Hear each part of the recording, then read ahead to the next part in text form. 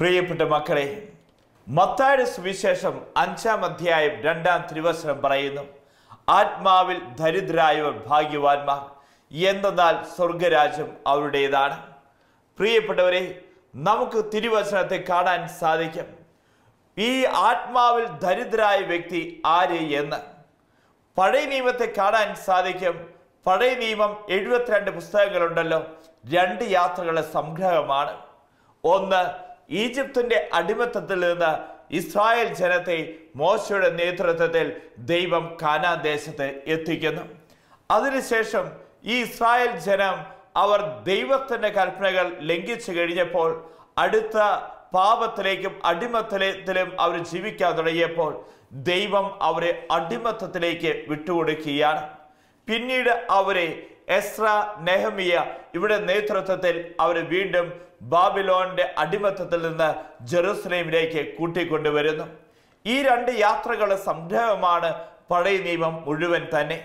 എന്നാൽ ഈ പഴയ നിയമത്തിൽ നാം കണ്ടുമുട്ടുന്നുണ്ട്, ഈ ജനം മുഴുവൻ അന്വേഷിച്ചത് എന്തായിരുന്നു? ഒരു ഭൗതികമായ രാജ്യത്തിന് വേണ്ടിയുള്ള ഒരു നെട്ടോട്ടമായിരുന്നു. പഴയ നിയമത്തിൽ ദൈവം അനുഗ്രഹിക്കുന്നതിൻ്റെ ലക്ഷണങ്ങളാണ് ധാരാളം സമ്പത്തുണ്ടാവുക, ധാരാളം മക്കളുണ്ടാവുക, ധാരാളം ഭൂമി ഉണ്ടാവുക, അതുപോലെ തന്നെ യുദ്ധത്തിൽ വിജയിക്കുക. ഇതെല്ലാം ദൈവം അനുഗ്രഹിക്കുന്നതിൻ്റെ ലക്ഷണങ്ങളാണ്. എന്നാൽ പുതിയ നിയമത്തിലേക്ക് വന്നു കഴിയുമ്പോൾ കാണുന്നുണ്ട്, യേശു എന്തിനു വേണ്ടിയിട്ടാണ് ഈ ലോകത്തിലേക്ക് വന്നേ? മർക്കോസിന്റെ സുവിശേഷത്തെ കാണാൻ സാധിക്കും, സമയം സമാഗതമായി, ദൈവരാജ്യം സമീപിച്ചിരിക്കുന്നു, അനുധവിക്കുക, സുവിശേഷത്തിൽ വിശ്വസിക്കുക. പഴയ നിയമത്തിൽ കാണാത്ത ഒന്നാണ് യേശു ഉപയോഗിക്കുന്ന ഒരു വാക്ക്, ദൈവരാജ്യം എന്നുള്ളത്. പഴയ നിയമ ജനത മുഴുവൻ ഈ ലോകത്തിന്റെ കാര്യങ്ങൾ അല്ലെങ്കിൽ ദൈവം തരുന്നത് ഒരു പ്രോസ്പെറിറ്റി മാത്രമായിരുന്നു അവരെ അന്വേഷിച്ചിരുന്നത്. എന്നാൽ ഒരു പ്രോസ്പെരിറ്റി ഗോസ്പൽ അല്ല യേശുവിൻ്റേത്, മറിച്ച് ദൈവരാജ്യം എന്നുള്ള ചിന്ത യേശു തൻ്റെ മക്കൾക്ക് കൊടുക്കുക. യഥാർത്ഥത്തിൽ ഈ ദൈവരാജ്യം എന്നുള്ള ചിന്ത ഒരു വ്യക്തിയുടെ ഹൃദയത്തിൽ ഉണ്ടെങ്കിൽ മാത്രമാണ് യേശുവിൻ്റെ പഠനങ്ങൾ ആ വ്യക്തിക്ക് മനസ്സിലാക്കാൻ സാധിക്കുകയുള്ളൂ. പലപ്പോഴും ദൈവരാജ്യ വേലയിൽ പങ്കെടുത്തുകൊണ്ടിരിക്കുന്ന അല്ലെങ്കിൽ ധ്യാന കേന്ദ്രങ്ങൾ ശുശ്രൂഷ ചെയ്തുകൊണ്ടിരിക്കുന്ന, ഇടവ പള്ളിയിൽ ശുശ്രൂഷ ചെയ്തുകൊണ്ടിരിക്കുന്ന വ്യക്തികളോട് ഞാൻ പറയാറുണ്ട്, നിങ്ങൾ ഒരു ഭൗതികമായ സുസ്ഥിതിയാണ് ഈ ആലയത്തിൽ വന്നതിന് ശേഷം നിങ്ങൾ ആഗ്രഹിക്കുന്നുവെങ്കിൽ ഇത് നിങ്ങൾക്ക് ഒരു നരകമാണ്. എന്നാൽ ദൈവത്തെയാണ് നിങ്ങൾ അന്വേഷിക്കുന്നുവെങ്കിൽ, ദൈവരാജ്യമാണ് നിങ്ങൾ അന്വേഷിക്കുന്നുവെങ്കിൽ ഇത് നിങ്ങൾക്ക് ഒരു ദൈവരാജ്യവും ഒരു സ്വർഗവുമായിരിക്കും. അമ്പഴക്കാട് നൊവീഷ്യറ്റ് ഹൗസിന്റെ കവാടത്തിൽ ഇങ്ങനെ എഴുതി വെച്ചിട്ടുണ്ട്, ദൈവത്തെ അന്വേഷിക്കുന്നവർക്ക് ഈ ഭവനം ഒരു പറുദീസയാണ്. ഈ ദൈവരാജ്യവേലയിൽ പങ്കെടുക്കുന്ന ഓരോ മക്കളും തിരിച്ചറിഞ്ഞു, ഇത് എനിക്കൊരു പറുദീസയായി തീരുക എൻ്റെ മനസ്സിൻ്റെ ഉള്ളിൽ ദൈവരാജ്യം എന്നുള്ള ചിന്തയുണ്ടെങ്കിൽ മാത്രമാണ്. അല്ലാതെ ഒരു ഭൗതികമായ നേട്ടങ്ങൾ പഴയ നിയമ ജനതയെ പോലെ ഞാൻ അന്വേഷിക്കുന്നുണ്ടെങ്കിൽ എനിക്ക് യേശുവിൻ്റെ പഠനങ്ങൾ മനസ്സിലാക്കാൻ അവിടുന്ന് സാധിക്കുകയില്ല. യേശുവിൻ്റെ പഠനങ്ങൾ ആബാ പിതാവേ എന്നും ഈ പിതാവായ ദൈവത്തെ നമുക്ക് കാണിച്ചു തന്നു. അതുപോലെ തന്നെ ദൈവരാജ്യത്തിലേക്ക് ഓരോ മക്കളെയും അവിടുന്ന് ആനയിക്കുകയും ചെയ്യുന്നു. എന്താണ് ഈ ദൈവരാജ്യം? ദൈവരാജ്യം എന്ന് പറഞ്ഞാൽ അത് ഭക്ഷണമോ പാനീയോ അല്ല, മറിച്ച് നീതിയും സമാധാനവും പരിശുദ്ധാത്മാവിലുള്ള സന്തോഷവുമാണ്. പരിശുദ്ധാത്മാവുള്ള സന്തോഷവുമാണ്. ഈ പരിശുദ്ധാത്മാവുള്ള സന്തോഷം എനിക്ക് അനുഭവിക്കാൻ സാധിക്കണം. ഞാൻ ആയിരിക്കുന്ന സ്ഥലങ്ങളിൽ, എൻ്റെ കുടുംബങ്ങളിൽ, ഞാൻ പ്രവർത്തിക്കുന്ന പ്രവർത്തന മേഖലകളിൽ ഈ പരിശുദ്ധാത്മാവുള്ള സന്തോഷം എനിക്ക് അനുഭവിക്കാൻ സാധിക്കുമ്പോഴാണ് അത് ദൈവരാജ്യമായി മാറുക. യേശു ഈ ദൈവരാജ്യത്തെ നമുക്ക് കാണിച്ചു തരുന്നതാണ് പരിശുദ്ധ കത്തോലിക്ക സഭ എന്നുള്ളത്.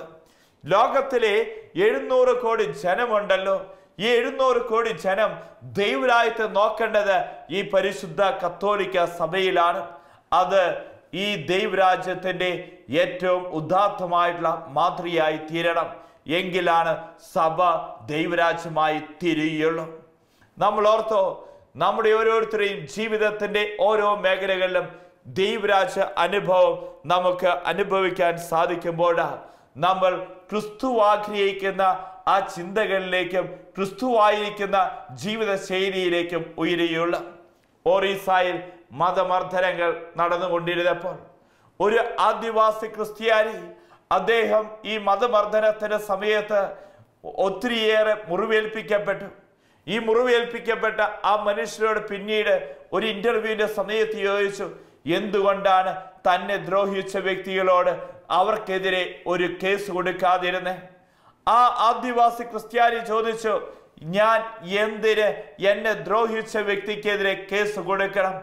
അവന് കേസ് കൊടുക്കണം എന്ന് അറിയാത്തത് കൊണ്ടല്ല, അവന്റെ ഉള്ളിൻ്റെ ഉള്ളിൽ ഞാനൊരു ക്രിസ്ത്യാനിയാണ്, ഈ ക്രിസ്ത്യാനിയെ സംബന്ധിച്ചിടത്തോളം ദൈവരാജ്യമാണ് അവന്റെ ലക്ഷ്യം. അതുകൊണ്ടാണ് അവൻ ചോദിച്ചത്, ഈ ഭൗതികമായ കാര്യം അതിനെക്കുറിച്ച് ഞാൻ ചിന്തിക്കുന്നില്ല, ദൈവരാജ്യം എന്നുള്ള ചിന്ത അവന്റെ മനസ്സിൽ കിടന്നുകൊണ്ടാണ് തനിക്കെതിരെ ഉപദ്രവം ചെയ്തവനെതിരെ കേസ് കൊടുക്കാതിരുന്നത്. അവന്റെ ഉള്ളിൻ്റെ ഉള്ളിൽ പുതിയ നിയമത്തിന്റെ ആ വാല്യൂ, മൂല്യം അവരിൽ കുടികൊണ്ടിരുന്നു. മർത്തായുടെ സുവിശേഷം 5-ാം അധ്യായം 2-ാം തിരുവചനം പറയുകയാണ്, ആത്മാവിൽ ദരിദ്രരായവർ ഭാഗ്യവാന്മാർ, എന്തെന്നാൽ ദൈവരാജ്യം അവരുടേതാണ്. എന്താണ് ആത്മാവിൽ ദരിദ്രരായവർ എന്ന് പറഞ്ഞു കഴിഞ്ഞാൽ, ഭൗതിക ദാരിദ്ര്യത്തെക്കുറിച്ച് നമുക്കറിയാം.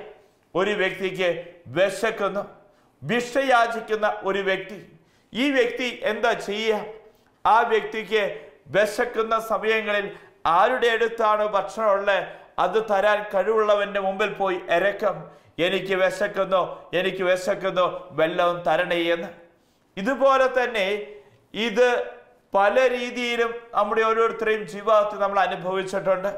കഴിഞ്ഞ കാലഘട്ടങ്ങളിൽ കേരളത്തിൽ വെള്ളപ്പൊക്കം വന്നു കഴിഞ്ഞപ്പോൾ ചില വ്യക്തികൾ ഇതേപോലെ ഭിക്ഷയാചിച്ച് ക്യൂവിൽ നിൽക്കേണ്ടി വന്നു ഭക്ഷണത്തിന് വേണ്ടി.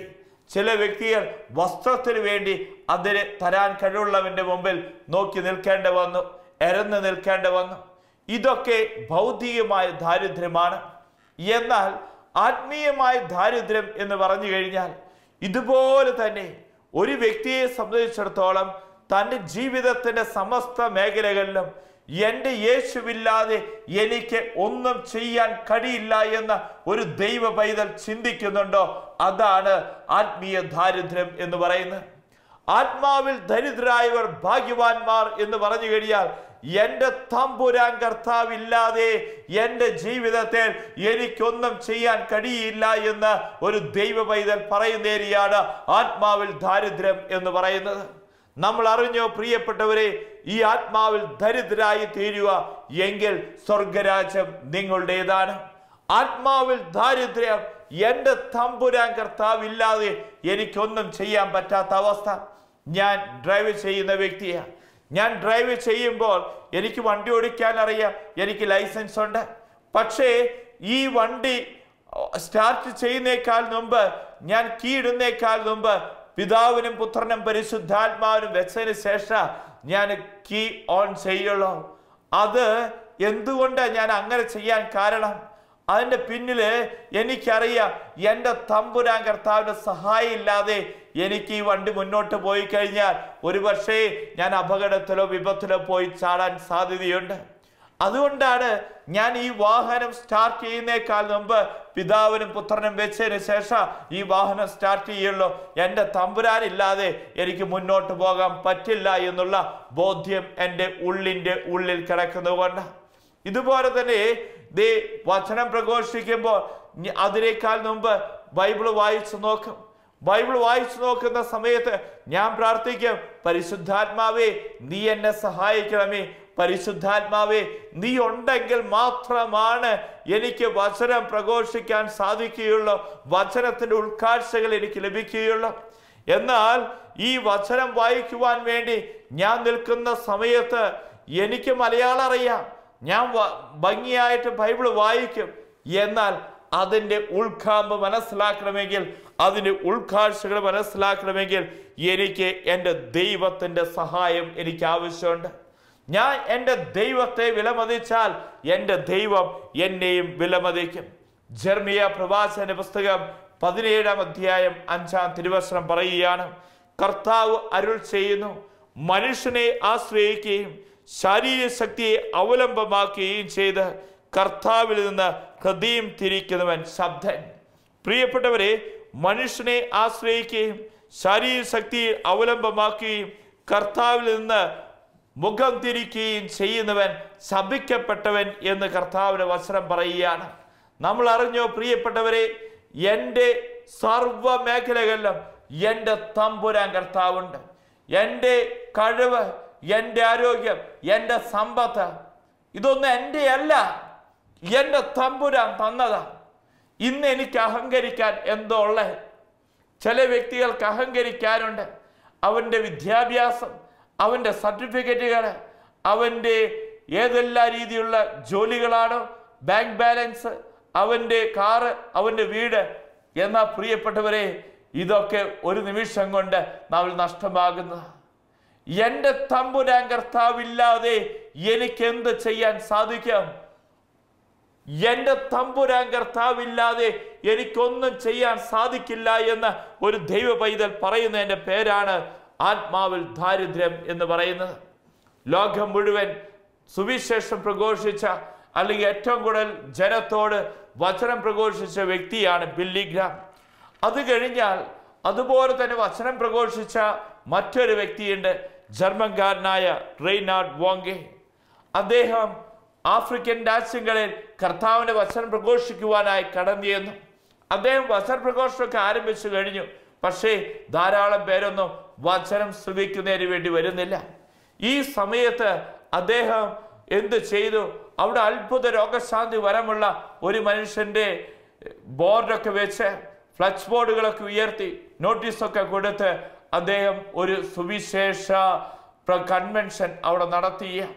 ഈ സുവിശേഷ കൺവെൻഷനിൽ രോഗശാന്തി വരമുള്ള ആ വ്യക്തി വരുന്നുകൊണ്ട് ധാരാളം പേര് അന്ന് വന്നിരിക്കുക. ഈ സമയത്ത് അത്ഭുത രോഗശാന്തി വരമുള്ള മനുഷ്യൻ അദ്ദേഹത്തിന് ശുശ്രൂഷകൾ ആരംഭിച്ചു. ഇതിനുശേഷം വചന പ്രഘോഷണം ആരംഭിച്ചു. വചന പ്രഘോഷണം ആരംഭിച്ച് ഒരു 10 മിനിറ്റ് കഴിഞ്ഞുള്ളൂ. ആ സമയത്തുണ്ടല്ലോ, ഈ മനുഷ്യൻ വോങ്കെ വിളിച്ചുകൊണ്ട് പറയുകയാണ്, എനിക്ക് ഇനി വചന ശുശ്രൂഷ മുന്നോട്ട് കൊണ്ടുപോകാൻ പറ്റില്ല, ഞാൻ നിർത്തുക. ഈ സമയത്ത് വോങ്കെ ചോദിച്ചു, എന്ത് പറ്റി? ഈ സമയത്ത് ഈ അത്ഭുത രോഗശാന്തി വരമുള്ള മനുഷ്യൻ പറഞ്ഞു, എനിക്കിനി മുന്നോട്ട് പോകാൻ പറ്റത്തില്ല, ഒരു അഭിഷേകവും കിട്ടുന്നില്ല, ഈശോ എന്നോട് നിർത്താനാ പറയുന്നത്. ഈ സമയത്ത് വോങ്കെ അദ്ദേഹത്തോട് പറഞ്ഞു, ചതിക്കല്ലേ, ഈ ജനം മുഴുവൻ നിങ്ങളെ കണ്ടിട്ടാ ഇവിടേക്ക് വന്നിരിക്കുന്നത്.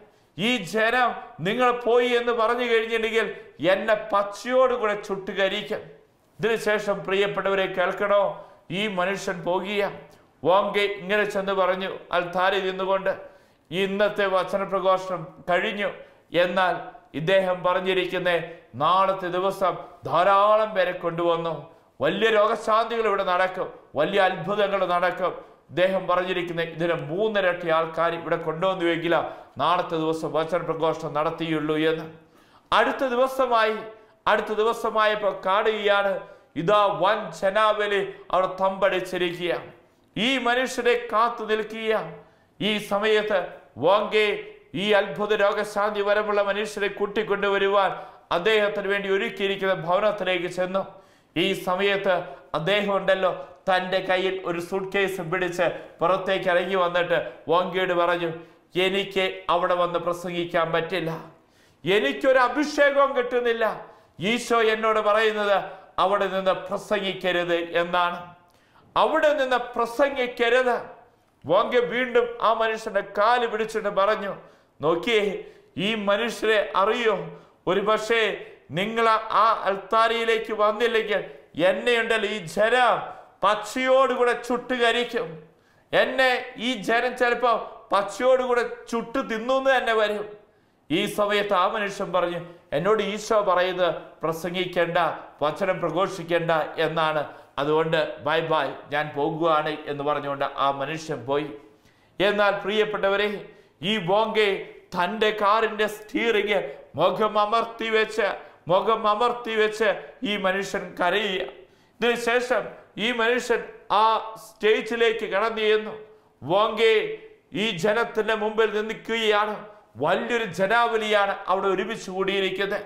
ഈ ജനത്തിന്റെ മുമ്പിൽ നിന്ന് വോങ്കെ പറഞ്ഞു, എനിക്ക് 2 കാര്യങ്ങൾ പറയാനുണ്ട്. ഒന്ന്, ഒരു സന്തോഷം തരുന്നത്. 2, ഒരു ദുഃഖം തരുന്നത്. നിങ്ങൾക്ക് ഏതാ ആദ്യം കേൾക്കണ്ടേ? ജനം പറഞ്ഞു, ഞങ്ങൾക്ക് ദുഃഖം തരുന്നതാണ് കേൾക്കണ്ടേ. ഈ സമയത്ത് ഈ മനുഷ്യൻ പറയുകയാണ്, the miraculous healer has already left. അത്ഭുത രോഗശാന്തി വരമുള്ള ആ മനുഷ്യൻ ഇവിടെ നിന്ന് പോയി. എന്നാൽ സന്തോഷം തരുന്ന കാര്യം ഇതാണ്, ആ മനുഷ്യൻ ഇവിടെ നിന്ന് പോയി, എന്നാൽ യേശു ഇവിടെ തന്നെയുണ്ട്. വോങ്കെ അവിടെ നിന്ന് തൻ്റെ സുവിശേഷ പ്രഘോഷണം, ആ വലിയ കൺവെൻഷൻ ആ ദൈവജനത്തിന് മുമ്പിൽ നിന്ന് ആരംഭിക്കുമ്പോൾ അദ്ദേഹം യേശുവിനെ വിളിച്ചുകൊണ്ട് പറഞ്ഞു, യേശുവേ, ഞാൻ പ്രസംഗിക്കും, നീ അത്ഭുതങ്ങൾ പ്രവർത്തിക്കണം. ഞാൻ പ്രസംഗിക്കും, നീ അത്ഭുതങ്ങൾ പ്രവർത്തിക്കണം. കേൾക്കണോ പ്രിയപ്പെട്ടവരെ? അന്ന് വോങ്കയുണ്ടല്ലോ സുവിശേഷ പ്രഘോഷണം ആരംഭിക്കുക. അന്ന് വോങ്കെ തന്റെ കൺവെൻഷൻ ആരംഭിക്കുക. ആ കൺവെൻഷനിലുണ്ടല്ലോ യേശുവിനോട് പറഞ്ഞു, കർത്താവേ, ഞാൻ പ്രസംഗിക്കും, നീ അത്ഭുതം പ്രവർത്തിക്കണം. 5 അന്ധരായ വ്യക്തികൾ ആ വചന പ്രഘോഷണ വേളയിൽ അവിടെ വെച്ച് അത്ഭുതകരമായ രീതിയിൽ സൗഖ്യം പ്രാപിച്ചു എന്നുള്ളതാണ്. പ്രിയപ്പെട്ടവരെ, ഇതിന്റെ പേരാണ് ആത്മാവിൽ ദാരിദ്ര്യം എന്ന് പറയുന്നത്. ഞാനല്ല, എൻ്റെ കർത്താവ്. എൻ്റെ കർത്താവില്ലാതെ എനിക്ക് ഒന്നും ചെയ്യാൻ പറ്റില്ല എന്ന് ഒരു ദൈവ പൈതലിന്റെ ഉള്ളിൻ്റെ ഉള്ളിൽ, ചങ്കിൻ്റെ ഉള്ളിൽ ഈ ചിന്ത കടന്നു വരുന്നുണ്ടോ? അവൻ്റെ ഉള്ളിൻ്റെ ഉള്ളിൽ ഈ ബോധ്യം കടന്നു വരുന്നുണ്ടോ? ഇതാണ് ആത്മാവിൽ ദാരിദ്ര്യം എന്ന് പറയുന്നത്. ഇതുപോലെ തന്നെ കർത്താവ് വചനത്തിലൂടെ പറയുകയാണ്, വിലപിക്കുന്നവർ ഭാഗ്യവാന്മാർ, അവർ ആശ്വസിപ്പിക്കപ്പെടും എന്നുള്ളത്. വിലപിക്കുന്നവർ ഭാഗ്യവാന്മാർ, അവർ ആശ്വസിപ്പിക്കപ്പെടും. പഴയ നിയമത്തിൽ കാണുകയാണ്, മോശയ്ക്ക് ദൈവം 10 കൽപ്പനകൾ സീനായ് മലയിൽ വെച്ച് കൊടുത്തു. എന്നാൽ പുതിയ നിയമത്തിൽ നമുക്ക് ഓരോരുത്തർക്കും യേശു തന്നിരിക്കുന്ന കൽപ്പനകളാണ് ഈ അഷ്ടസൗഭാഗ്യങ്ങൾ എന്നുള്ളത്. അവിടെ യേശു പറയുകയാണ്, വിലപിക്കുന്നവരെ നിങ്ങൾ ഭാഗ്യവാന്മാർ, എന്തെന്നാൽ നിങ്ങൾ ആശ്വസിപ്പിക്കപ്പെടും. എന്തിനെ ഓർത്താണ് ഞാനും നിങ്ങളുമെല്ലാം വിലപിക്കേണ്ടത്? എന്തിനെ ഓർത്താണ് ഞാനും നിങ്ങളുമെല്ലാം പരിഹാരം ചെയ്യേണ്ടത്? ഒന്ന്, നിന്റെ പാപത്തെ ഓർത്ത് നിനക്കൊന്ന് കരയാൻ സാധിച്ചിരുന്നുവെങ്കിൽ. 2, നശിച്ചു പോകുന്ന ആത്മാക്കളെ ഓർത്ത് നിനക്കൊന്ന് കരയാൻ സാധിച്ചിരുന്നുവെങ്കിൽ. ഈ കാലഘട്ടത്തിൽ സാത്താൻ വിതയ്ക്കുന്ന ഒരു അരൂപിയാണ് പാപമില്ല. ഏതു പാപം ചെയ്തു കഴിഞ്ഞാലും അതൊക്കെ തമ്പുരാൻ കരുണ കാണിച്ചോളും, ഇതൊക്കെ കർത്താവ് ക്ഷമിച്ചോളും. ഈ ചിന്ത നമ്മുടെ ഉള്ളിൻ്റെ ഉള്ളിലേക്ക് വിതയ്ക്കുന്ന സാത്താനാണ് എന്നുള്ള ബോധ്യം ഓരോ ദൈവ പൈതലിലും ഉണ്ടാകണം. വിശുദ്ധ അഗസ്തീനോസിന്റെ മാനസാന്തര കഥ എന്താ? വിശുദ്ധ അഗസ്തീനോസിനെ മാനസാന്തരപ്പെടുത്തിയത് ഈ അഗസ്തീനോസ് പുണ്യാളന്റെ അമ്മയുടെ കണ്ണുനീരുകളായിരുന്നു. ഈ കാലഘട്ടത്തിലും അനേകം മക്കൾ വഴിതെറ്റി പോകുമ്പോൾ നശിച്ചു പോകുന്ന ആത്മാക്കളെ നോക്കിക്കൊണ്ട് വിലപിക്കുന്ന ഒരു സമൂഹം ഉണ്ടാവണം. അതുകൊണ്ട് എസെക്കിയേൽ പ്രവാചകന്റെ പുസ്തകം 9-ാം അധ്യായം 4-ാം തിരുവചനം പറയുന്നേ, നീ ജെറുസലേം പട്ടണത്തിലേക്ക് പോകുക, അവിടെ നടമാടിക്കൊണ്ടിരിക്കുന്ന മ്ലേച്ഛതകളെ ഓർത്ത് കരയുകയും വിലപിക്കുകയും ചെയ്യുന്നവന്റെ നെറ്റുതടത്തിൽ നീ അടയാളം ഇടുക, സംഹാരദൂതൻ അവരെ തൊടുകയില്ല. വിലപിക്കുന്ന വ്യക്തികളെ, നിങ്ങൾക്ക് തമ്പുരാന്റെ സംരക്ഷണ മുദ്രയുണ്ട്, സംഹാരദൂതൻ നിങ്ങൾ തൊടുകയില്ല എന്ന് നിങ്ങൾ തിരിച്ചറിഞ്ഞു. പത്രോസിന്റെ ജീവിതത്തെ കാണാൻ സാധിക്കും. പത്രോസ് റോമാ നഗരത്തിലെ കർത്താവിന്റെ സുവിശേഷം പ്രഘോഷിച്ചു കൊണ്ടിരുന്നപ്പോൾ ആ റോമാ നഗരത്തിൽ മതമർദ്ദനങ്ങൾ നടന്നുകൊണ്ടിരിക്കുക. അവിടെ നീറോ ചക്രവർത്തിയുടെ ഈ മതമർദ്ദനത്തിൽ രക്ഷപ്പെടുവാൻ വേണ്ടി പത്രോസ് ശ്ലീഹ അവിടെ നിന്ന് ഓടിപ്പോകുക. ആ സമയത്താണ് യേശു തിരികെ അങ്ങോട്ട് വരുന്നത്. ഇത് കണ്ട് പത്രോസ് കുരിശും വഹിച്ചു കൊണ്ടുവരുന്ന യേശുവിനോട് ചോദിക്കുന്നുണ്ട്, യേശു എവിടേക്കാ പോകുന്നത്? എവിടേക്കാണ് യേശു പോകുന്നത്? ആ സമയത്ത് യേശു പറഞ്ഞു, നീ അവിടെ നിന്ന് രക്ഷപ്പെടുകയാണെങ്കിൽ ഞാൻ ഇതാ റോമാ നഗരത്തിൽ പോയി വീണ്ടും കുരിശിൽ മരിക്കാൻ പോകുക. ആ സമയത്ത് പത്രോസ് ശ്ലീഹ തിരിച്ചു നടന്നു എന്നാണ് പറയുന്നത്. പത്രോസ് ശ്ലീഹ പിന്നീട് തൻ്റെ ജീവിതത്തെ കാണാൻ സാധിക്കും. താൻ തള്ളിപ്പറഞ്ഞവന്റെ മുമ്പിൽ 3 പ്രാവശ്യം ഞാൻ നിന്നെ സ്നേഹിക്കുന്നു, ഞാൻ നിന്നെ സ്നേഹിക്കുന്നു, ഞാൻ നിന്നെ സ്നേഹിക്കുന്നു എന്ന് പറഞ്ഞ പത്രോസ് ഉണ്ടല്ലോ, പിന്നീട് തൻ്റെ കവിൾ തടത്തിലൂടെ ഒരു ചാല് തന്നെ വെട്ടിക്കേറി. അത്രമാത്രം അനുതാപത്തിന്റെ ഒരു വിലാപത്തിന്റെ ജീവിതം പിന്നീടുള്ള പത്രോസിന്റെ ജീവിതത്തിൽ ഉണ്ടായി എന്നാണ് പറയുന്നത്. പ്രിയപ്പെട്ടവരെ, നശിച്ചു പോകുന്ന ആത്മാക്കളെ ഓർത്ത് നമുക്ക് വിലപിക്കാൻ സാധിക്കണം. വിലാപങ്ങളുടെ പുസ്തകം 2-ാം അധ്യായം 18-ാം തിരുവചനം പറയുന്നു, സിയോൻ പുത്രി കർത്താവിനോട് ഉറക്കെ നിലവിളിക്കുക, രാവും പകലും മഹാപ്രവാഹം പോലെ കണ്ണുനീരൊഴുക്കട്ടെ, നീ വിശ്രമിക്കരുത്, കണ്ണുകൾക്ക് വിശ്രമം നൽകരുത്. നെഹെമിയായുടെ ജീവിതം കണ്ടോ? ഈ നെഹെമിയെ രാജാവിന്റെ പാനപാത്രവാഹകനായിരുന്നു. ഒരു അടിമയായി കൊണ്ടുവന്ന നെഹെമിയെ രാജാവ് പിടിച്ച് തൻ്റെ പാനപാത്രവാഹകനാക്കി എന്ന് വെച്ചു കഴിഞ്ഞാൽ അത്രമാത്രം ക്രെഡിബിലിറ്റിയോടുകൂടി ജീവിച്ച മനുഷ്യൻ. ആ മനുഷ്യൻ എന്തിനെയോർത്ത വിലപിച്ചതും കരഞ്ഞതും? ജെറുസലേമിന്റെ മതിലുകൾ തകർക്കപ്പെട്ടു. അതിനെയോർത്തുള്ള വേദനയായിരുന്നു നെഹെമിയായുടെ ഹൃദയം നിറയെ. പ്രിയപ്പെട്ടവരെ, നശിച്ചു പോകുന്ന ആത്മാക്കളെ ഓർത്ത് വിലപിക്കാൻ സാധിച്ചിരുന്നുവെങ്കിൽ നിന്റെ കുടുംബത്തിൽ ഒരു വിലാപം പ്രഖ്യാപിക്കട്ടെ. നിന്റെ പാപത്തെ ഓർത്ത് നിനക്കൊന്ന് കരയാൻ സാധിക്കട്ടെ. ഇന്ന് ഈ അഷ്ടസൗഭാഗ്യങ്ങളിലൂടെ നാം ആത്മപരിശോധന ചെയ്യുമ്പോൾ ഈ നിത്യജീവൻ ശുശ്രൂഷ ഓരോ കുടുംബങ്ങളിലേക്കും വലിയൊരു അഭിഷേകമായി മാറട്ടെ. ആത്മീയമായ സമ്പത്ത്, ദൈവരാജ്യമാവുന്ന ആത്മീയമായ സമ്പത്ത് ഓരോ കുടുംബങ്ങളിൽ വന്ന് നിറയട്ടെ. പിതാവിൻ്റെയും പുത്രൻ്റെയും പരിശുദ്ധാത്മാവിൻ്റെയും നാമത്തിൽ ആമേൻ.